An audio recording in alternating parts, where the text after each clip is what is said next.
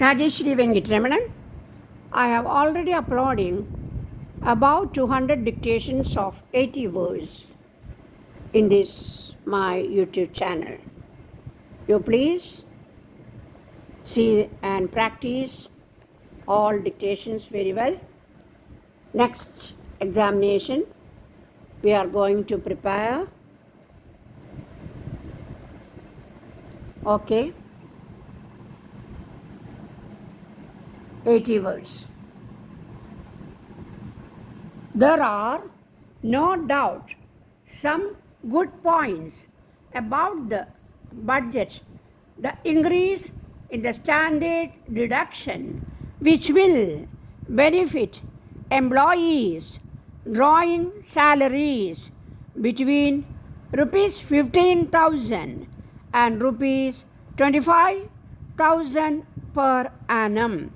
The higher reliefs in respect of insurance premia and provident fund contributions, the excise relief for increased production, the tax exemptions which would attract investment in India by persons of Indian origin settled abroad, and the provision for paying without deduction at source dividends, interest on debentures and on deposits to persons who make a declaration that their income would not be liable to income tax. Unfortunately, this last provision is not proposed to be made applicable to non-residents. The greatest irritant to non-residents is to suffer deduction of tax at source without having any means of getting a quick refund. The finance bill should be amended and the proposed section of the Income Tax Act, which provides for non-deduction of tax at source, should be extended to non-residents. The bill leaves untouched the major and urgent economic problems of India. In point of approach and vision, it is the budget of a grocery store, not of a great nation on the march. It totally fails to do justice to a finance minister's high caliber or to a country so gifted and intelligent as India. To drafted nation, it offers water from an eyedropper. The scheme of social security certificates up to rupees 5,000 and which will triple in 10 years, and the capital investment bonds which would be income tax and wealth tax free are commended. But the budget has done nothing for the middle classes, the backbones of the country, and who find it difficult to have in these days of whirling prices.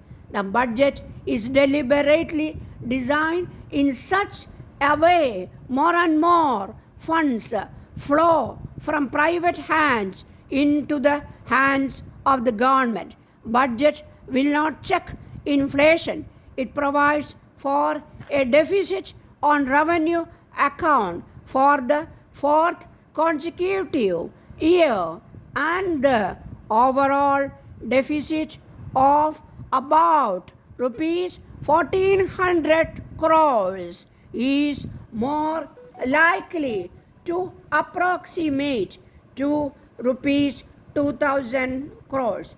This, along with other factors like the increases in excise, customs, railway, freight and fare, telephone, post and telegraph rates which aggregate rupees 1300 crores are bound to have an inflationary impact. The budget proposes to do nothing to eradicate the termination of black money, which are sapping simultaneously both our economic and our character. The economic survey discloses that jobs in the organized sector increased by 6 lakhs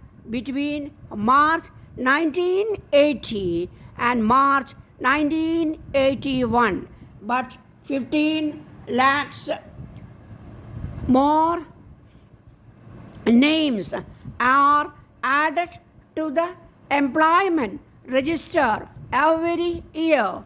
For every one man enrolled on the employment register, there are at least 2 other unemployed. The problem of unemployment has now assumed alarming proportions.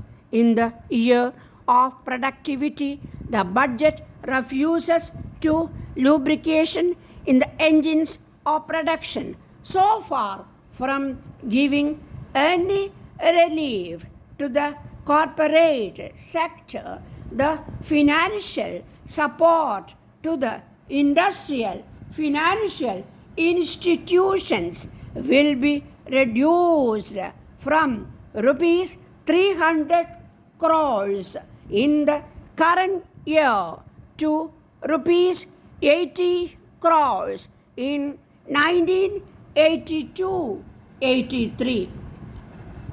The fiscal laws will become more complicated than ever before.